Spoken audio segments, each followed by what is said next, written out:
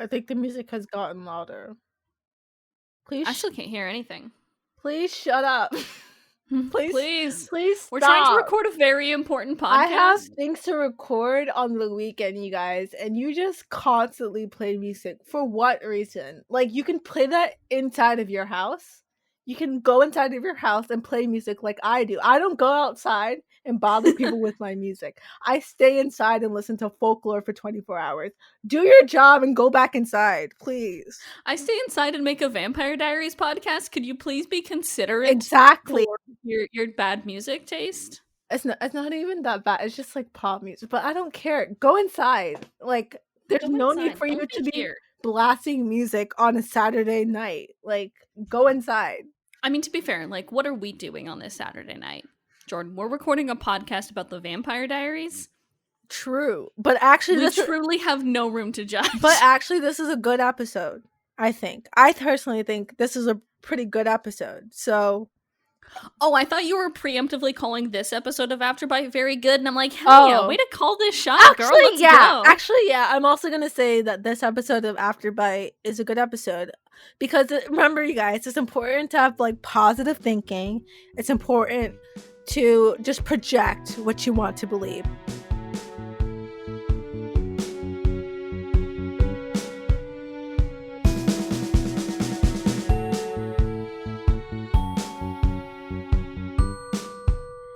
Hi, hello everyone, and welcome to Afterbite. It's a Vampire Diaries fancast, only 10 years too late.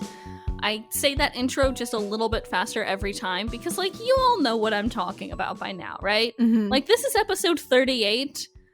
We've been here a bit. For a while. We've been here for a bit. And it feels like years, but really it's not even been a full year. The other day, I forgot to look it up. I was trying to look up when I tweeted out that tweet that was like, does anybody want to start a podcast with me about legacies?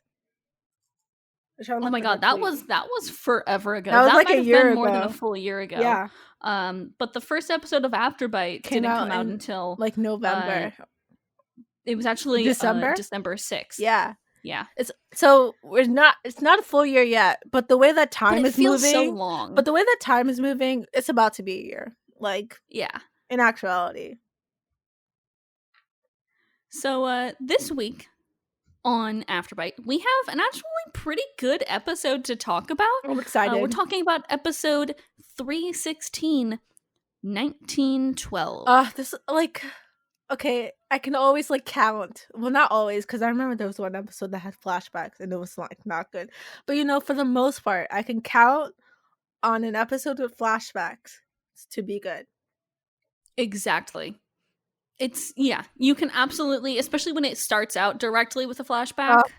That's when you know. Yeah. So this episode, let's talk about the Netflix description here first. Present-day murders in Mystic Falls remind Damon of a similar crime spree a century earlier.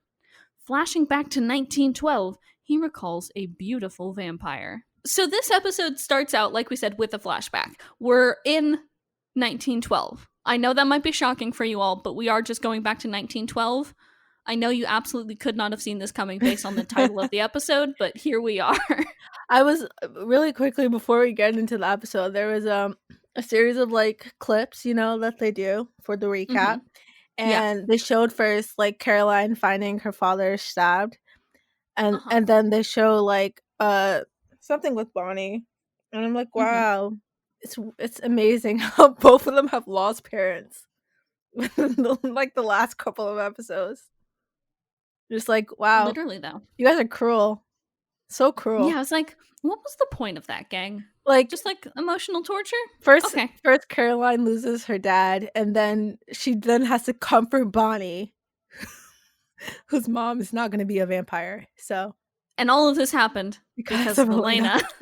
Who lost her parents right before the season began. Hey, I think it all comes back to parental trauma. If I'm really thinking about it, I think maybe this all loops around. I think that this episode kind of, like, touches on that parental trauma a little bit more, you know? Oh, yeah. With Elena and Alaric.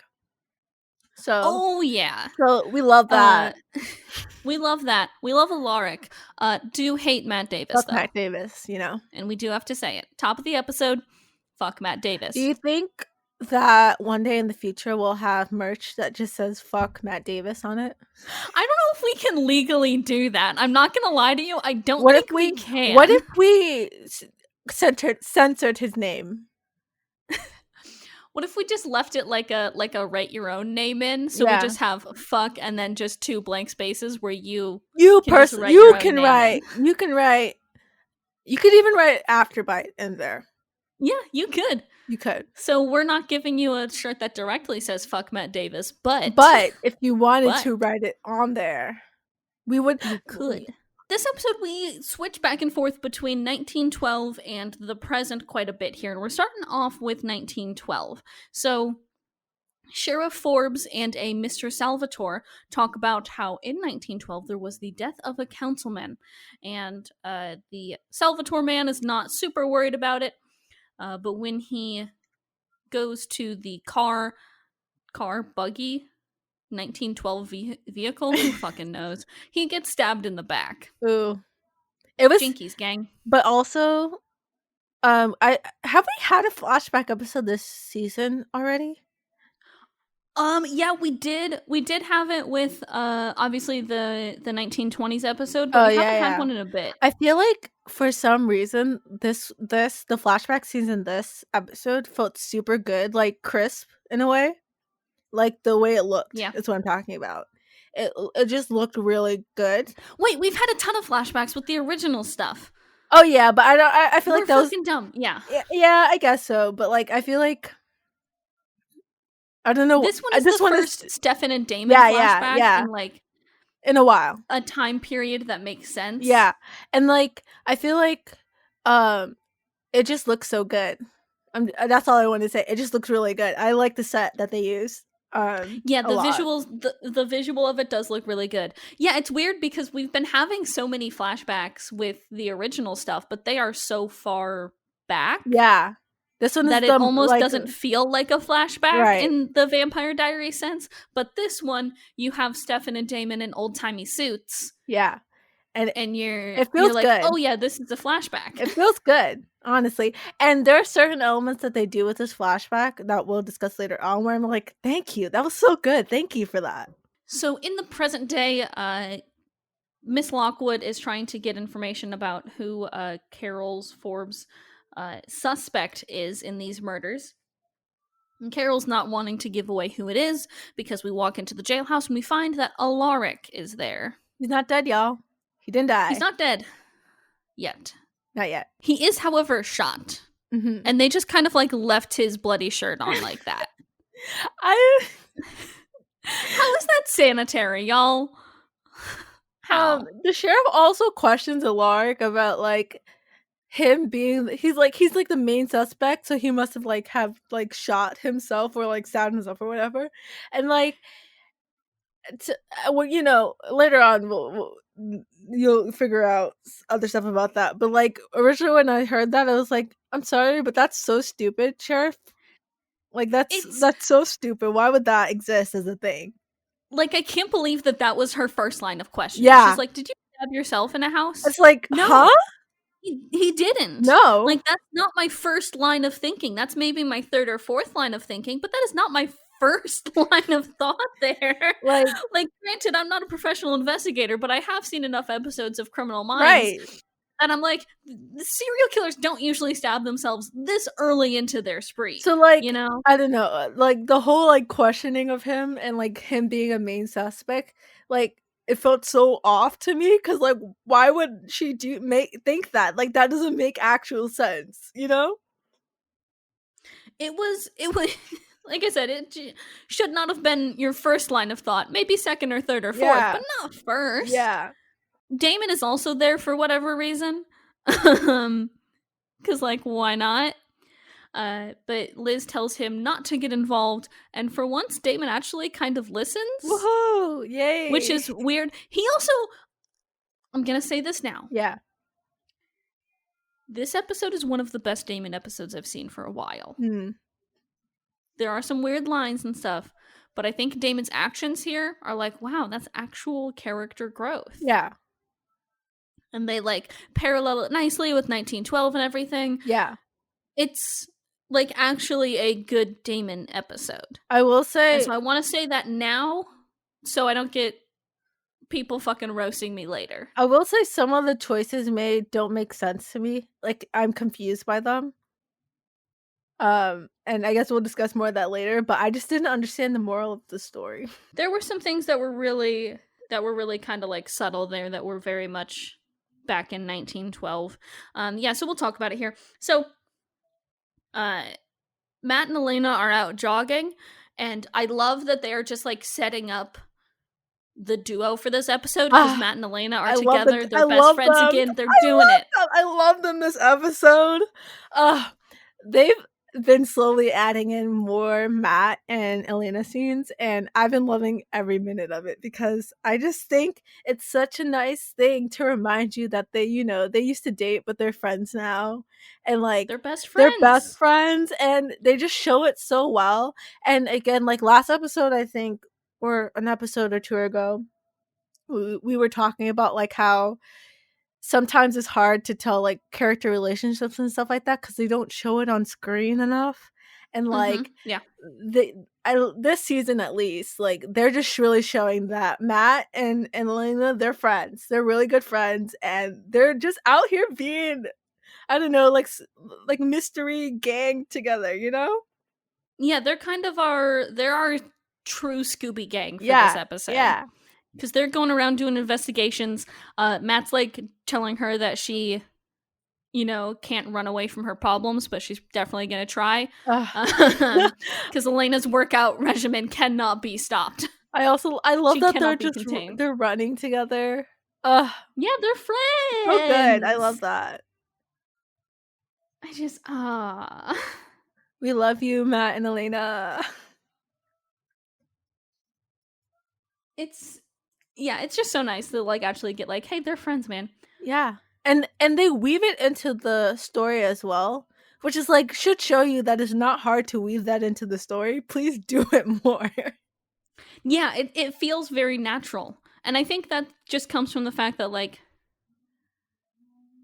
they're good, like they work very well together, like character wise they work very well together. Yeah. Like they get to be kind of funny and they also get to be serious, and Matt gets to sort of like tug Elena back from the supernatural world for just a little bit and like give her some headspace. I just love that. They balance each other very well in a similar way, I feel like, to Elena and Elijah.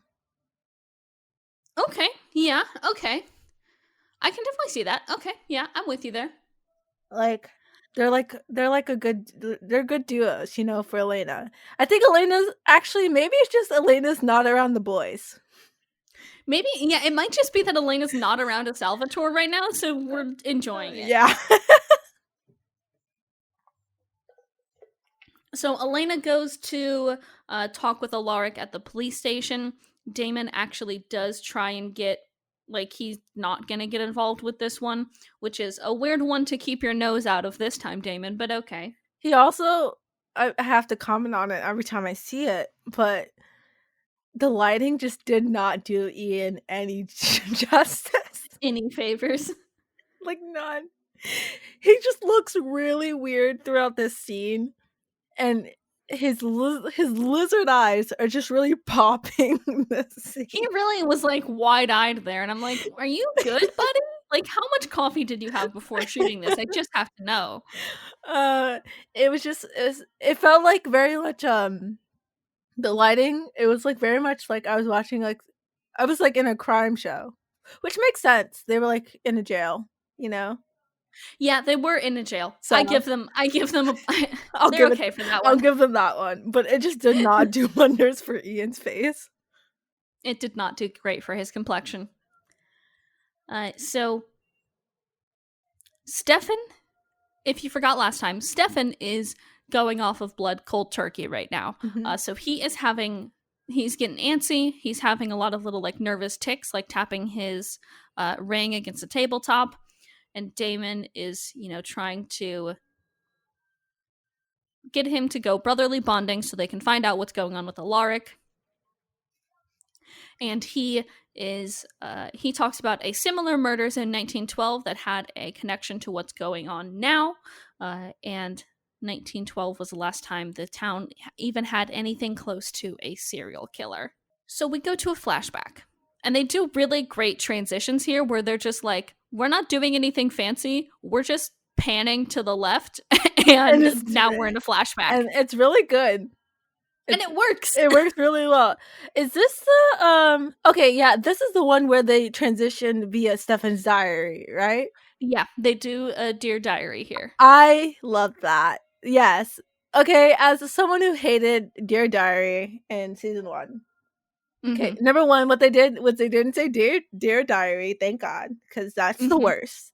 But like the way that like they're kind of just like reading the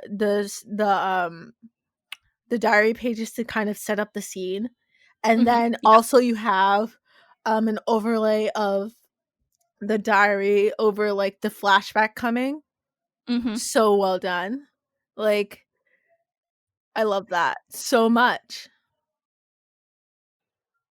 I think I told you way back in season Yeah, 1 you did. that I was like, they're going to use Stefan's diaries better later.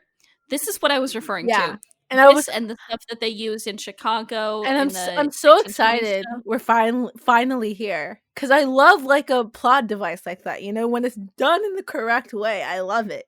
They just did it horribly in season 1 where I was like, this is bad. Stop doing it, please. Like Yeah. like this diary finally has a purpose, you know? Mm-hmm. And Yeah. it's to tell this like little flashback story versus like in season 1 it was just like I'm writing in my diary like I normally do, and now I'm overlapping with someone else who's also writing in their diary, and this is what we're using to express our emotions instead of just, I don't know, showing it instead of telling it. Mm-hmm. Yeah. Now they do. I love this stuff they do with the diary now, because they use it this time and they like keep going back to his diaries as sort of like a historical record, a very specific historical record, which I just think is fun because, like, Mhm. yeah, he was fucking born in like 1960 or whatever. Sure, Yeah. he's a historical record. So in the 1912 flashback, he is in the graveyard trying to attend the funeral of technically his nephew, Zachariah Salvatore. So he meets with Mariana Lockwood and Samantha Gilbert. Mhm. He's questioning them, trying to see like what's going on. And they're like, it's not a good time to be a founder in this town. To which I'm going to argue, you're all rich. Yep. Shut up. Shut It's up. always a good time to be a founder in this town. Take a self-defense class or two. Get over it. So Stefan does see a crow, and then he sees Damon. Good And callback. they are reunited for the first time in 50 years. Good callback to something you did in season 1. I know. Great. Hey, guys, thanks for that one. Because I had almost forgotten how truly fucking ridiculous this show is for just like a moment. You had gotten me so deep into it. I was like, oh, yeah, what's going on? And then you show me a crow, and I'm like, oh, yeah. Yeah, I remember. Yeah, I The remember fog that machine. stupid thing Yeah. that you guys did. I now I won't But I forget love it. it. Yeah, but I love it. Stefan and Damon both think that it is the other one who is doing the killing in this town, Mhm. which is their usual dynamic. Yeah. I also love that this is the first time they've met in like since In 50 years yeah, since they since they split up. turned. Yeah. And I just love that as a concept. I know somebody probably has already made this, so if you know where this exists, please send it to us. But I would love if there was like a timeline of events from them turning into vampires till now, present Mm-hmm. day, you know? Yeah. I know that probably exists. Maybe it's on the TBD wiki. It's probably on the TVD wiki somewhere. If not, send it to us, but also it'll be spoiler filled for you, so I'm not going to allow you to look at Oh it. yeah, no, I probably won't look at it, but I'd like to have it for reference for later on. Yeah.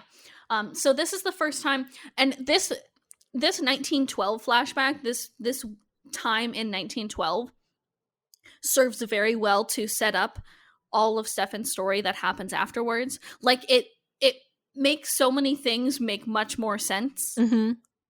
in the context of like, okay, well, Stefan's a ripper. How did he get to be a ripper? Well, this thing happened. Whatever. Right. Mhm. It's So this is like, yeah, this is after Lexi had kind of like taught like taught him to not No. drink blood, right? No, this is No? not. This is before that. He is not Oh. drinking human blood, but spoiler alert, we're just going to go off the rails now, but spoiler alert, Damon does that thing with the girl later, and then Stefan kills her. That is what triggers him back onto human blood. He runs away to eventually become the Ripper that Lexi helps. Okay, that makes Damon sense, feels yes. super guilty for it, and that's why he's trying to help him in the present day to get sort of Okay. back onto moderation human blood. Okay, so for 50 years, Stefan has not been drinking blood. Just like of his Correct. own accord because of what happens with his father. Correct, yes. Okay, that makes sense. And so this is when Stefan goes off the fucking rails. Okay, that's so cool. I love that. Yeah, because Damon pushed him to drink human blood again. Yeah. So now, then that sets it up for later in the episode. In present day, Damon is trying to teach him, trying to get him a little bit more moderation so he can still drink human blood, but not become that Ripper again. Yeah. It actually, like, I really do like that because it feels almost like character growth, which I know is wild, and I blame Damon for not having it all the goddamn time, but it does feel like character growth, right? Yeah, it does feel like character growth because he is helping Stefan out of nothing but that he's like his brother, you know? There's and he feels guilty for setting Stefan off all those years ago, you know? There's no selfish reason behind it, which is nice. I think what kind of confused me was just like the fact that he was like, let me help you get back on human blood. And as a human, how am I supposed to, like, I don't know, sympathize with that, or, you know, like, kind of be like, yeah, let's get Stefan back on human blood.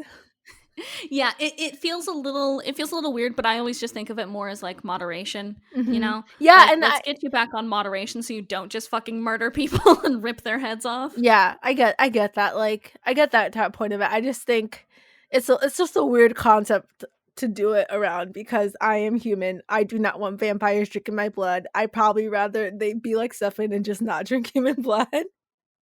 Hey Jordan, do you think vampires are real, hun? No, hey, hun. but I'm saying theoretically, if I was in this universe and I'm human, what I would want. And I would not want for vampires to be drinking human blood. Objectively, I would rather them like drink animal blood, you know, because that doesn't affect me. So, Jordan, you're thinking too hard about it, girl. Just turn the brain off. It's the Vampire Diaries. They're vampires. They use humans like this all the time. Just turn that brain off, baby. Just turn it off. Don't worry about it. Don't worry about it. Okay. I'll no longer worry about it. It was just on my mind while I was watching that. That's why it was a little confusing. This is the first thing that's gotten you. Not any of other, like, Stefan's, like, former Ripper storylines or anything like that. Because, like, the one where he compelled the guy to drink, like, champagne laced with his wife's blood. But here's why. This one? Here's why I'm thinking this way, right? Because oh, sorry. Something dropped. Because for like a lot of season 1, right, drinking blood was not viewed, drinking human blood was not viewed in like a positive light, right? It was always that Stefan's a good guy, Stefan's a guy who Stefan's a vampire who's not drinking human blood, and he's taken the sacrifice of like drinking animal blood instead, even though it makes him a little weaker. Like, that's kind of just like a positive on his part, right? So like, because they have framed it that way, it feels weird that now we're just like, okay, now just drink blood in moderation.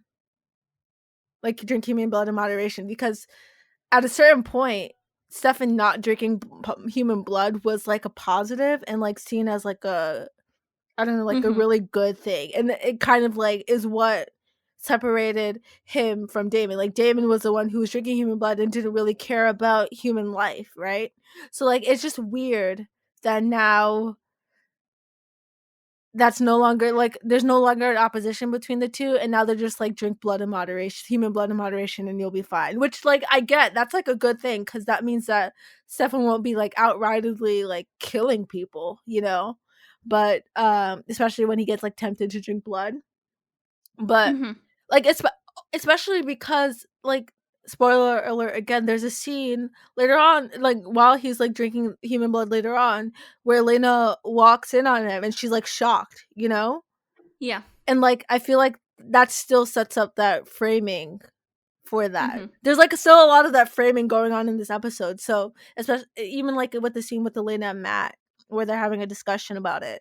So that's why it just feels like a weird thing to see in a positive light. Like I know it's a positive thing for Stefan to like be able to control the amount of blood he is and not kill people if he like drinks human blood, but it just feels really off.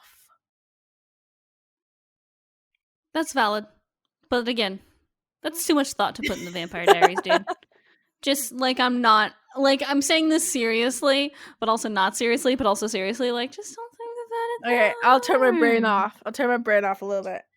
I mean, to be fair, I'm one of those motherfuckers. I fully have my brain on for all of this, but this is one of those things that I'm like, it's a TV show. I'm just like, what? You know what? Like, this might as well happen, sort of thing. Yeah. Like, you know what? Fine. I'm happy for him. Like, that's it. Rebecca is trying to track down the new white oak stake that she and Klaus had sort of like discovered would be existing. She was trying to track down that old white oak tree, track down where the wood from that white oak tree went. She meets up with Stefan and Damon, has some drinks with them at the bar. Damon says some really gross stuff about sex and like, hey, if a man is saying the sex was good, it wasn't. Yeah, it made me feel uncomfortable. Very uncomfortable. Yeah. Like, I'm a whole adult woman, and yet every time Damon especially mentions sex, I'm like, ugh. Yeah, you're like, this doesn't feel good. This doesn't feel right. Yeah, it like, especially because it's like a relationship between Damon and Rebecca that now it kind of exists, and you're just like, why? There's nothing, I mean, like, this episode is good to talk about, but only when you talk about the storylines as a whole. So let's talk about the Alaric storyline this season. Okay. Or this episode. Okay. Because there's so many little scenes here that I like don't care about. Mm-hmm. The overall gist of the Alaric storyline this episode is Elena visits Meredith to try and like talk Alaric out of it. Meredith reveals that Alaric has had like a lot of shit. Like, he's always been a very angry person, gotten into a lot of fights. His would-be wife Isabel filed 2 restraining orders against him, which is like, what? And we're supposed to like him? Be sympathetic for this guy? Huh? Like really? Like if I'm being honest, like that characterization kind of makes sense with the fact that Alaric is an alcoholic. Yeah. So I was with Meredith when she was like talking about fighting. I'm like, okay, he's a rough and tumble vampire hunter, sure, fighting, whatever. But then she said the restraining orders thing, and I was like, oh. But also, a lot of like, did Alaric start drinking alcohol to cope with the fact that his wife died, or was he always that way? That's the question. I don't want to know. Yeah. Yeah. He kind of he sucks. He sucks. He sucks. He's not great. He sucks. You know what? It was great when Alaric was kind of just like Jenna's boyfriend. He's a goofy history teacher. And that's all you knew about him. And that was fun. Every new thing I learn about Alaric, I like him less. Like, oh, Alaric decided to be friends with Damon. Like him less. I don't know if that's the right decision, Alaric. Alaric then decides to abandon Elena and Jeremy after their aunt dies. Their guardian dies. Don't know if that's great. They have to rope you back in to be their guardian. But you also the fact of him like telling Elena that she's an adult now so she can handle it. Just like not a lot of great things stacking up against him. And then he's been in a lot of fights and 2 restraining orders. Yeah. And then she still ends up marrying him. Yeah. But also then she does go off, get Damon to turn her into a vampire so she can just like be a vampire. Like there's so much. There's so much. There's so much to unpack. There is so much to unpack.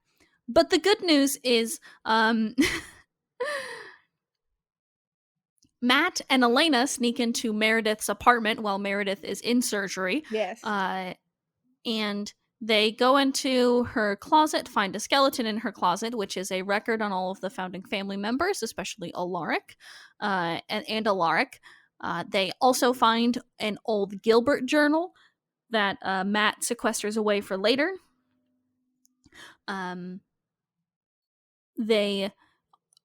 Meredith comes home from surgery, like less than an hour after Elena and her were at the hospital. Like, what kind of quick ass surgery did you do? You got cleaned up, you were good to, like, what? Do you think she was lying to them about what she needed to do? I have no idea. It was just like, it felt weird to me. I'm like, she was in surgery and now she's just done. I don't think that's the schedule doctors work on. Number one. Number two, it didn't feel like it was that long afterwards. I don't know. It was just weird. Timing felt weird there. Yeah. So she comes back. The kids hide in the closet. They think they got away home free here. They open up the closet and she's standing just like right fucking there. That was so scary. It was so good. They did it so good. I got freaked out. Okay, they actually did scare me. I was like, fuck. Like, that was a good job on your part, you guys. Like, chef's kiss, horror section. And like, because I was totally convinced that she left the apartment. Same. And then they were like, actually, no, she's right behind the door. She is right ass there. It was so good. It was very good. And then, you go to them in the sheriff's office, obviously. There is a letter that is discovered from the county coroner's office that corrects the time of death on Bad Brian, who was killed, therefore clearing Alaric. Mm-hmm. So Alaric will be getting released later. Matt has snuck the Gilbert journal out from there, and they head over to the Gilbert household. Matt gives her the journal, yeets off to home. Elena digs into the Gilbert diary. Then let's talk about the flashback arcs that we have here. So in 1912, there was actually another vampire in town at the same time. A vampire woman named Sage. Who I'm in love with, by the way. By the way, I'm in love with? By the way, I'm in love with her. I'm in love with her. Did you know? I'm in love. Oh my god, I'm so happy for you. Thank you. So, we meet Sage at a boxing match because she is the middleweight champion for boxing. Love that for her. From like some World's Fair like sideshow attraction, basically. I love. So she is a woman just absolutely kicking the ass of every man. Oh, it's so good. I love it. It's so good. So she clocks the Salvatore boys as vampires immediately. And she talks to Damon and like, hey, bi Sage real though? Yeah. Like, some same. lines she says about women and pleasure. I was like, bisexual Sage real? I was like, is she, like, is she, like, you can't talk about women like that and just be straight. Sorry. Yeah. Like, especially because, like, I feel like you could, like, people could argue, like, oh, like, she's a vampire, and maybe that's just, like, how vampires, like, talk about, like, a woman. No. Other lady vampires haven't done that. No. She seems like a little, I think she's a little. Yeah. Yeah. She does, however, I have to say also, in equal measure, like, some creepy shit about men and women. Yeah. And so I'm like, oh, as soon as we got bisexual icon Sage, she kind of was became the worst. A little creepy. Yeah. Here was my relationship with Sage. She was introduced as a female boxer. I was like, I am in love. And then she meets Damon. And maybe it's like the interaction with Damon that they should have kept out, so I continue to love her. She meets with Damon. They have like a little conversation. And then she starts saying some shit. And I'm like, here's my exact train thought from my notes. Is she also a vampire? Love that for her if she is. Then is she a lesbian? But also, she may be the worst, but it's okay, I love her. And that was it. Like, yeah, she's kind of the worst. Why do we not have nice things when it comes to gays on this show? Y'all are like, so at vile all. for that one. You gave me what I wanted, and then we're just actually, she kind of is a bitch as well. Sorry. Like, damn.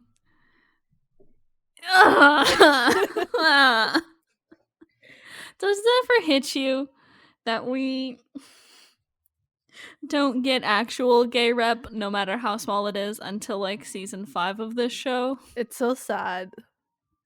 It's so sad. You really do have I'm to so just tired. like search for the subtle. How do you say that word?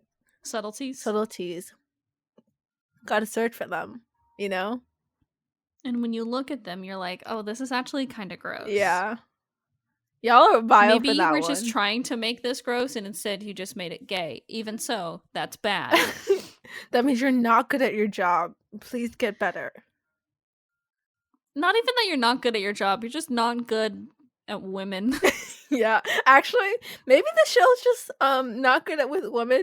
Can we have a checklist of all the women that have been traumatized in the show, please?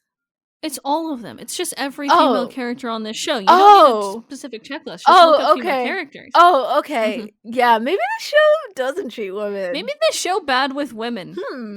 Show bad with women? I wonder if that's the case. Let's see. Show traumatizes women. Show also centers every conversation around men. Show also is predominantly about men. I don't know. Things are adding up. Shocking. It's so sad too. You know why? Because this is a show about vampires. And that means this is not only is this a show about the supernatural, so literally anything could happen, you know? But also the supernatural in like the past is constantly used as like a reference for homosexuality. And we've talked about this so much. Yeah. It's just like, it just is. And you guys are just like, we're going to ignore that. Don't be like, you had to know this. Of course they know it. They did the conversion line storyline. They know this. Yeah. And then they're like, let's not have any gay vampires. Like, shut up, give me gay vampires. Shut up! Just give me gay vampires! Just do what I want, please! Please! I know it's dumb to take aim at a show that started in 2009, but god damn it, we're gonna do it! I will do it. We're 10 years too late and I am fighting this fight! I'm allowed to fight this fight. I'm allowed to hold a grudge for 10 years, alright? I've done it before, I'll do it again.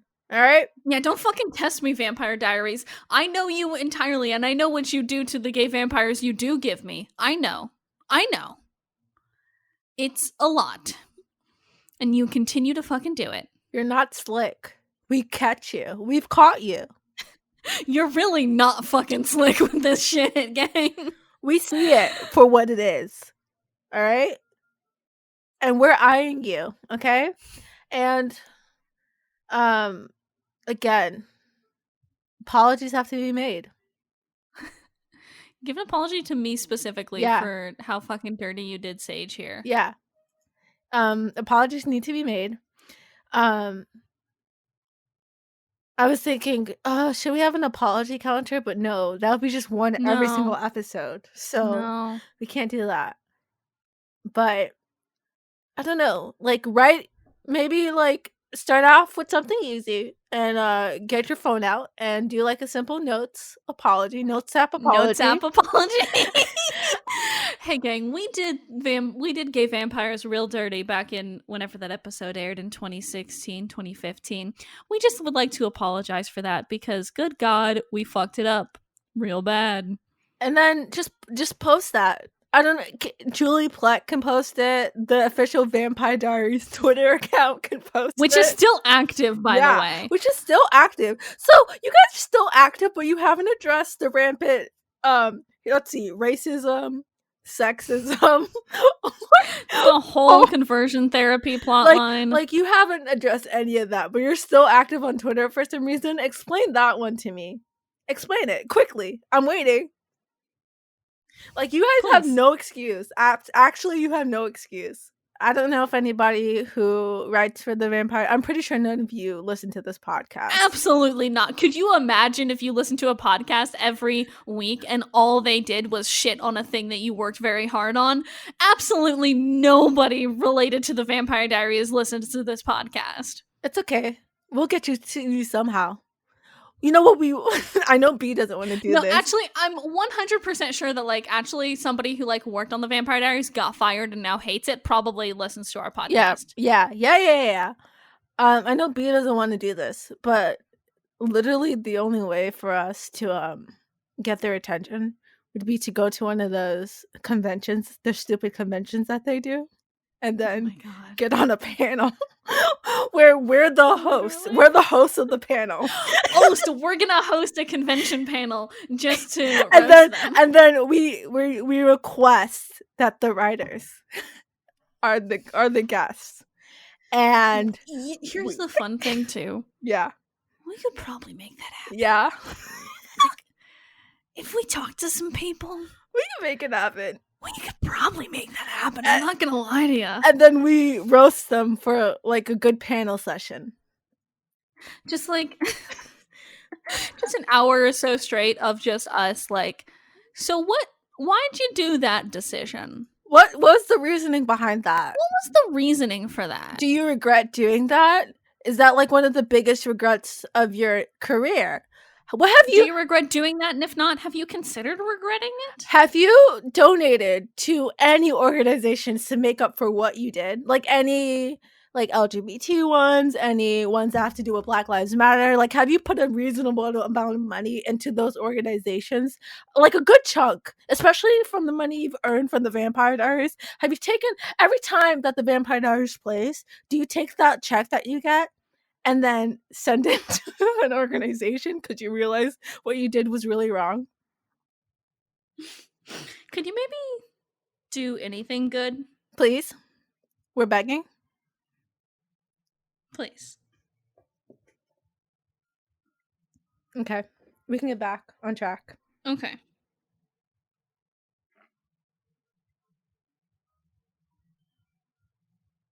Okay.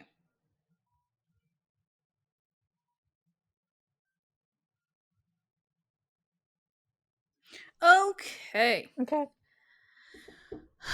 Where were we? We were talking about Sage. Yeah. So Sage and Damon drink from a lady. It's about as weirdly sensual as you think it will be. Mm-hmm. Then, in another flashback, Damon convinces Stefan to do the same thing. Right. And Stefan, who hadn't had human blood, maybe since his dad died, just definitely not recently, starts drinking from this woman, and he cannot stop. He drinks, and Damon tries to get him to stop. Stefan's like growling, like straight up feral at him, and drinks so much that he does the Ripper thing where he tears her head off. Just like clean off. Mm-hmm.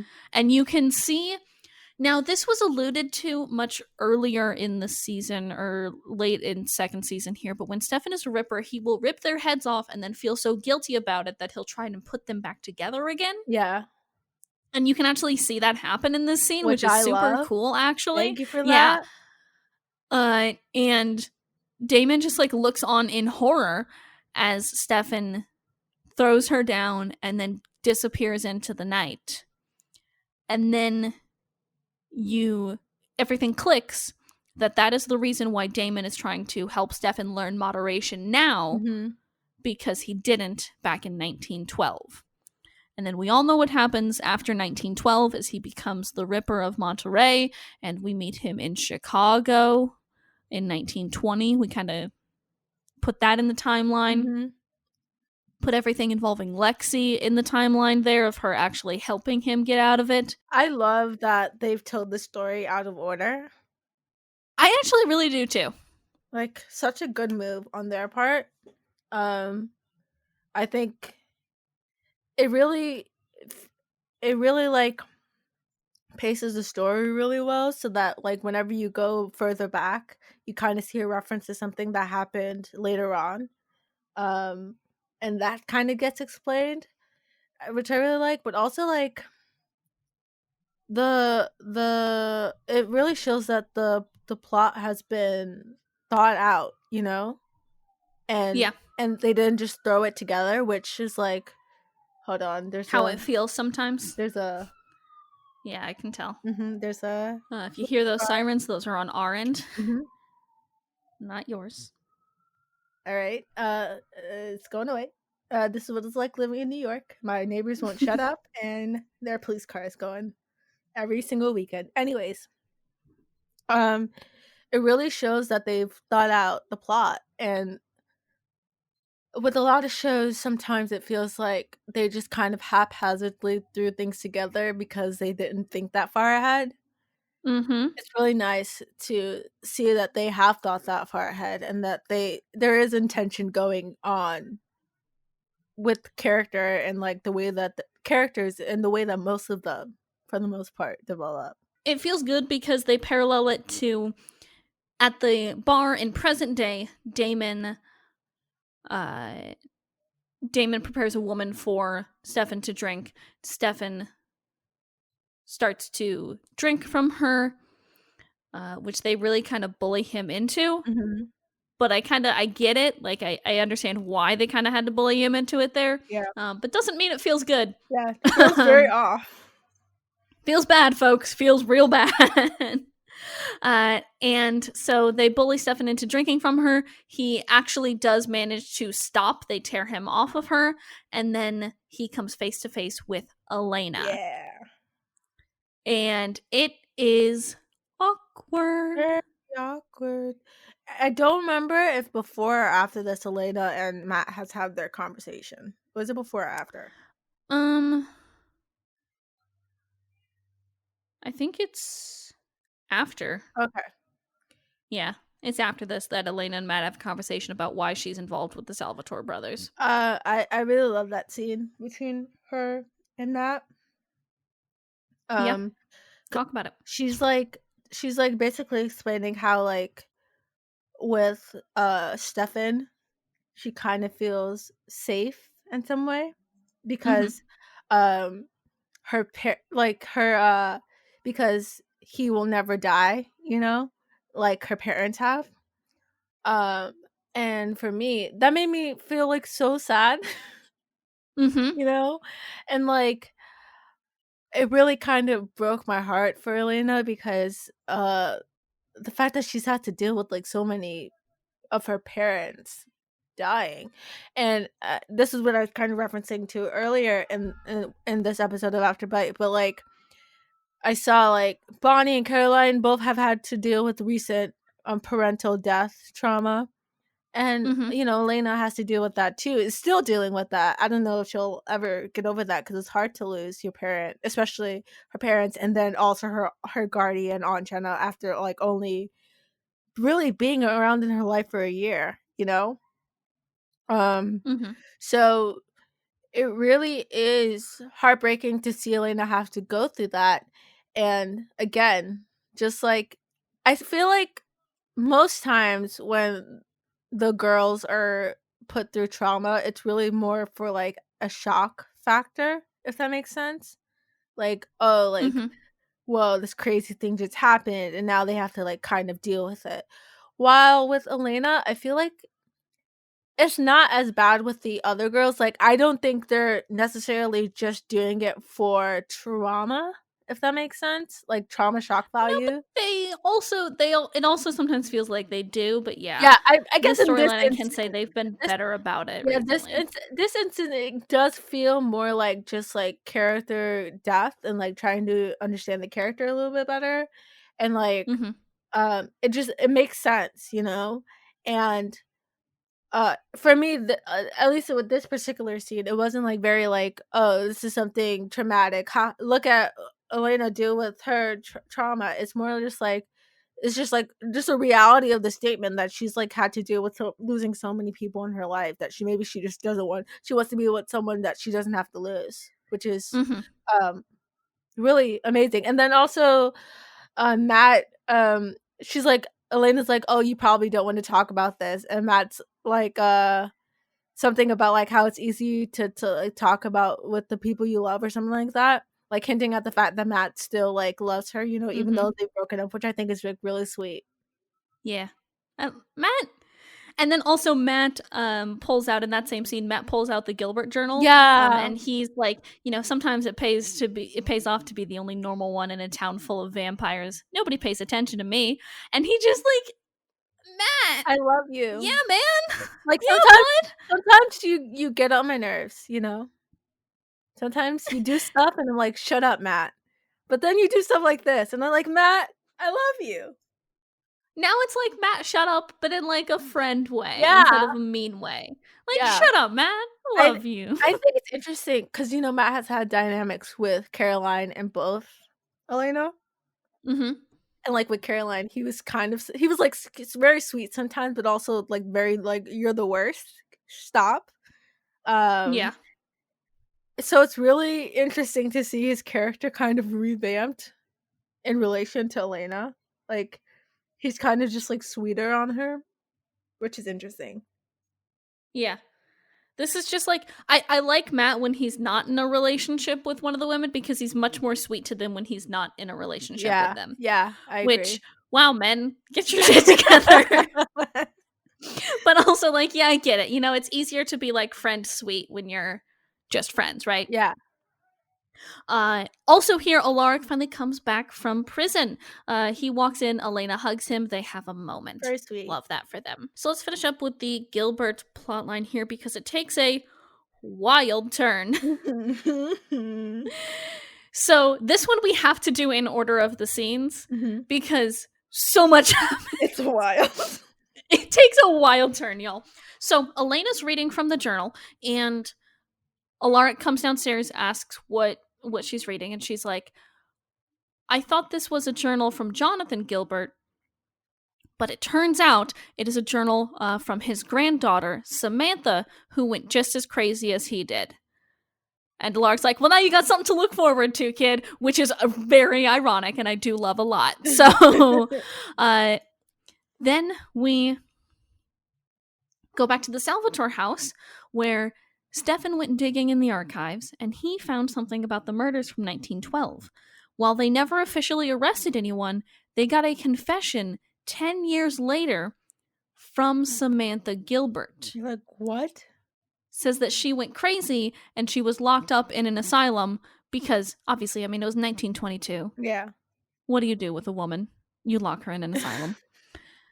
And he says that, she went crazy. And Damon's like, "Well, that's weird because I'm pretty sure I killed her at some point in 1912." Which, Jinkies, gang, is this starting to come together for y'all? I hope so. Meredith shows up to the Gilbert household. And she said that what she did was to protect Alaric because now that they've looked at him, they won't look, you know, they won't look back at him again once they've cleared him now. He's good to go. She's Yeah. good now. And up in her room, Elena reads from the journal and she reads something about Samantha that she was losing time. Mhm. At the Salvatore house, Stefan believes that Samantha is still alive and running around Mystic Falls killing founders. Damon says that, it's impossible because if she was turned, they would know about it because you can only have so many vampires in a town. Right. And Stefan says, well, maybe it's the Gilbert ring. And Damon's like, well, if it is the ring, it's not still her because it doesn't protect against old age. She would still die a natural death, right? She would have to definitely be dead by now. Mhm. And then Stefan's like, well, they made 2 rings. Jeremy has one, and Alaric has the other. Yo. Originally, I was like, well, I was like a little bit confused as to where it was going.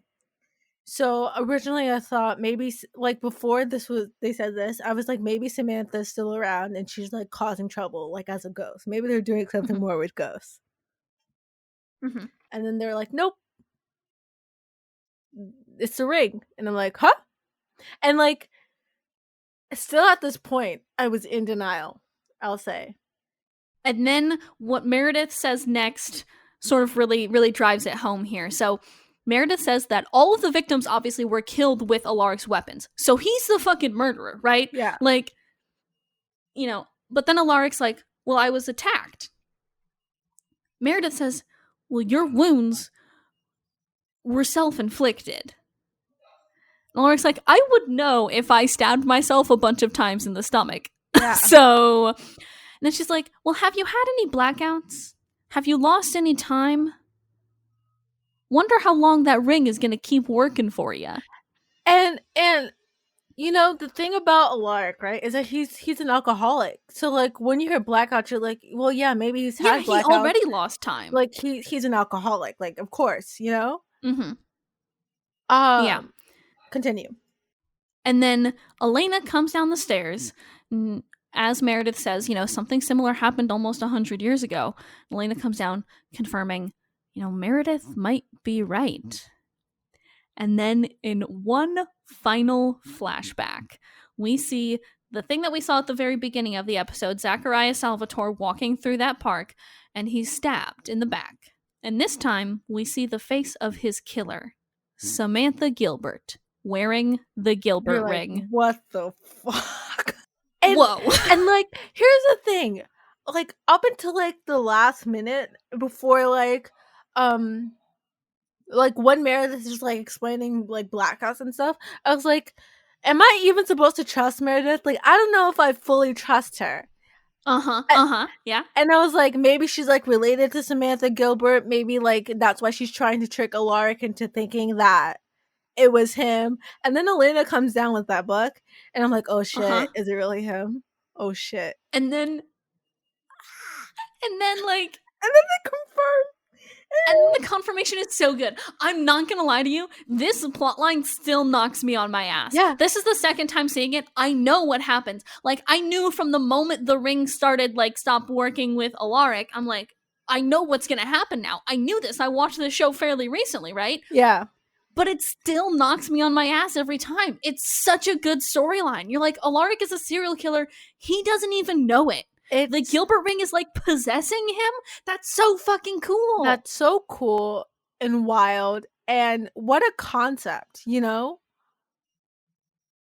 It's bonkers. It's just fucking bonkers. It's like, who would have thought? Not me.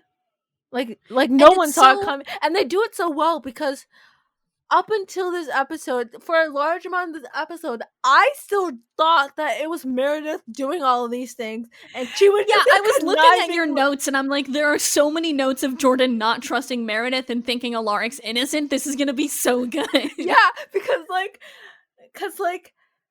there's no reason for me to not trust Alaric. You know, like at the end of the last episode, Meredith shot him. So then you're like, I can't trust her. She shot him. She's obviously up to something. What is she up to? And then they're like, actually, and the craziest thing, right, is like the even like the questioning that the Sheriff Forbes Liz goes through. Like, it's so bonkers that you're like, no, that doesn't make any sense. Why would you even think that? And now that I know the ending, the like what's actually happening, I'm like, actually, that makes sense. But it tracks. It's so wild that it makes sense. Like, how does that even make sense? Like, and it's also so much fun because during this episode, right, we kind of skipped over some of the stuff that like happened at the bar because like Rebecca's coming up to the boys talking with both of them. She helps Damon with the, you know, all that stuff, right? Mm-hmm. But they also talk a lot about these murders in 1912 and, you know, Stefan and Damon are like, well, yeah, they wouldn't suspect a woman. A woman couldn't have done this. And Rebecca was like, huh, okay, boys. Oh, Like, wait. I had a great joke for that scene for the podcast. oh, wait, let's go back then. Let me find that one and you can say your funny joke. Let me find that scene. Let's see here. Where? I have a great joke. It's gonna be a callback joke, y'all. Okay, let's see here. Voice Banner Rebecca. What one is it? You could also just summarize what happens. It's all right. So in the bar, right? They have some scenes with where Rebecca's there too, and the boys and pretty much everybody. Obviously, like it was 1912. Nobody was suspecting that a woman will be the one stabbing people and killing them. Yeah. But Rebecca's like, a woman could. And I have to say, Rebecca, you're right. That is sexist because she says it's sexist. That is sexist. I can't You're believe correct, Rebecca. I can't believe I have to say this, but a woman can be a serial killer, okay? And they can also be grave robbers. Do not underestimate women, okay? Oh my god, callback Callback to the gender inequality in the grave robbing field. Fucking get it. Yeah. Okay. Women can be serial killers. They can also be grave robbers. They can work together that way, all right? They can kill. Women are just powerful. They can like rob that. graves, all right? They can do anything they want. Go woman.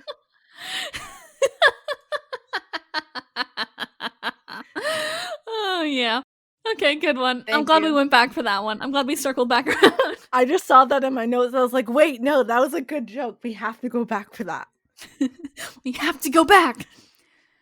So this episode was actually pretty good. I'm not gonna lie to you. I had a good time. I really enjoyed it. It felt so like everything fit together perfectly. There weren't any like pacing problems. Yeah, they kept it pretty quick because they kept the thing that helped keep it quick here, right, is that you had the Damon and Stefan stuff that was happening in the present, and then you could keep going back to the Damon and Stefan stuff that was happening in the past, and that would help make it feel like new. Yeah. Like when we lay it out like this, it's like they have three storylines, right? Where you have the Alaric storyline, and then you have the Damon and Stefan storyline, and then you have the 1912 storyline. But since those two, Damon and Stefan and the 1912 storylines, are just so in tandem there, it just feels good. Like it feels well paced. And also it's great that they didn't leave out things that happened at the end of like the cliffhanger that happened last episode kind of still tied into it with Rebecca questioning everything, and her still being a part of the Damon's Stefan storyline. So yeah, it was like a really good episode. It was a really also like they only had like 5 main characters here.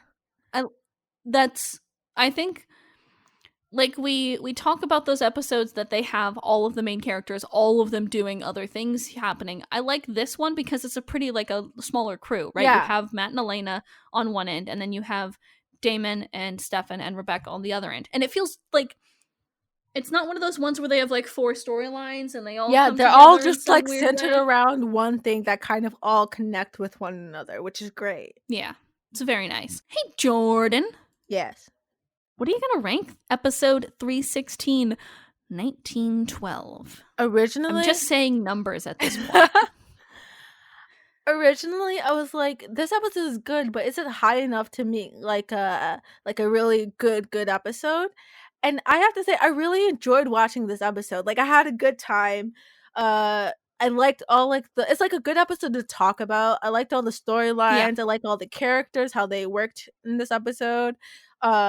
Like even things that are small, like Rebecca like being involved in the plotline and trying to get more information about the white oak tree, or like even like things like Liz questioning Alaric if he like stabbed himself. Yeah, like that was so good because now it's fun to like watch that and be like, oh yeah, he did. That's exactly what happened. You're right. It's not crazy. 100%. Yeah. And like the use of Stefan's diary correctly, like so many things went right. I don't think there's anything that can stop me from giving this like a 10. Okay, hell yeah. Like there's even like a good use of like music in the middle of the episode where I don't remember exactly what happens, but there's like it's like a two or something like that, and the character kind of moves with the music that I really enjoyed. I just think It's a great episode, great flashback episode, great character episode, great pacing. Everything's great. I'm giving it a 10. Yeah. I'm also gonna give this a 10 for pretty much the same reasons. It's just a good fucking episode. Yeah. It's so tight. The plot twist at the end feels So so good. good. And it feels natural. Like it was supposed to happen. Yeah, it's the natural culmination of all of the things we've questioned about the ring. It's the natural culmination of, you know, weird founders murders. It's the natural culmination of like Alaric being more angry and antsy recently. Like it feels so fucking good. It feels right. It's just a good episode. Yeah. Who's the MVP of this episode? This is a hard one, honestly, because there's so many good character things this episode. Oh shit. Like this episode made me like Damon for half a second. Yeah. What the fuck? How? He's not my MVP by a mile, but like, wow. Yeah. Honestly, and this is gonna be a wild hit, but go with me. I think Alaric might be the MVP. I was kind of thinking, like, either like maybe Alaric or like Meredith. Oh, Meredith though. Meredith had so much girl power this episode. Maybe Meredith is our MVP for actually figuring shit out. Her little shock thing with like Matt and Helena in the closet, her being correct, and her like getting Alaric out of jail only to tell him, hey, you're the serial killer, but I did this for you anyways. Like, girl power moves only. Yeah. I would say maybe Alaric because, you know, it is centered like a lot around him. But like, I guess the only real cool thing that happens with him this episode is that he is revealed to be the serial killer. And then also I'm thinking about the flashback scenes as well. Is there anyone who sticks out from the flashback who could be a contender? I mean, obviously Sage is cool. Yeah, but not spoiler alert. We'll see more of her. Yeah, not MVP. Definitely this episode. I mean, I do like Stefan. Yeah, I was gonna maybe say Stefan, but I don't know. I think Meredith is just her MVP this episode for all that girl power. Yeah. Let's give it to Meredith. She deserves it. Did Meredith Fell effectively utilize girl power when she killed Alaric Saltzman? But also especially because I like questioned her like validity, her credibility the whole time, and she was right. Like that's such a power move. Like they just used that character super well because she was so like untrustworthy from the beginning, and they were like, actually, you should actually trust this character because they're correct. It's just this episode is just so good. Yeah, great episode. It's just so good. I can't wait for next episode too. I think that's also going to be a pretty good one. I have a question, real quick. Would it be up? Like, let's say we have an episode, and like the thing that's really cool happens is with like an inanimate object, like Stefan's diary. Could we make Stefan's diary the MVP? Yeah. Absolutely. It's most valuable player, not most valuable person. Yeah, I say we could make a fucking cat the MVP for all I give a shit. I'd like to keep that in mind because maybe that will happen, you know? Yeah. Maybe we'll have another great diary sequence that just like slaps harder than this one. Yeah. You know? Yeah. That's it for this episode of Afterbite. Thank you all for hanging with us. Next week, we'll be back to talk about episode 317, Break On Through. We're getting down to the nitty gritty of season 3 here. We only have like 6 episodes left. Oh my gosh. That's not a lot. That is not a lot. I cannot believe we're almost through all of season 3. It's because we've been fucking going crazy this season, dude. 2 episodes a week is fucking madness. Yeah, but also time is an illusion, and I cannot believe... Time is an illusion right now, yeah. I cannot believe so much time has passed, and we're at like, I remember starting season 3, you know? Like, yeah. Didn't we start season 3 at the beginning of this pandemic? Pretty much, yeah. The first episode of season 3 was released, let me see here, first episode of season 3 here was released on the 19th of June. And see, it feels like It's been Season longer. 2 was sort of the start of the pandemic here because that was released on March 20th. Oh my gosh. Yeah, dude, it's wild as shit. How much time has passed and I've been inside for? Oh my gosh. I know. I'm not even quarantined with another person. I just have my fucking... Your cat. That's it. That's it for this week, y'all. Stay inside, stay safe, and wash your Wait, before we do that, find us on Twitter at AfterbitePod. After you wash your hands. Wait, before you wash your hands. You should wash your hands quite a lot here. Yeah. Also, so stay inside, stay safe, and wash your fucking hands. Oh, I was also going to say, before I say, defund the police, also rate and review us on iTunes. Follow us on Spotify. We don't say rate and review us on Apple Podcasts enough. Yeah. Hey, do that. If you like this show, seriously, it helps out more than you know. More than you know. Please do that. Absolute insane amount. It helps so much. So if you do listen to us on Apple Podcasts, please rate and review, please. Yes. If you do that, I'll give you loads of hugs once quarantine is over. Also, I feel like we are getting certain people through quarantine. I feel like that's the truth. We're really, I feel like a lot of folks are just going fucking through it with the Vampire Diaries, so they're coming to us. I feel like you kind of owe it to us to do those things. We're providing the illusion that you have friends that you talk to regularly during quarantine, exactly. So you should give us 5 stars on Apple Podcasts. Exactly. That feels mean to say, but it's the truth. It's the truth, y'all. Stay inside, stay safe, and wash your fucking hands. Also, defund the police as a first step to abolishing the police. Also, save USPS. Oh god, now we gotta fucking go to bat for the postal system too. We now have to add 2020 that on. Keeps getting worse. I don't recommend anyone existing. You know what? I feel really jealous. No, I can't say that. I was gonna say... I feel really jealous of the people passed out in a coma. Somebody is gonna have the experience of going into a coma on February 28th and waking up next February 28th. They'll be like, "Oh, we're good now?"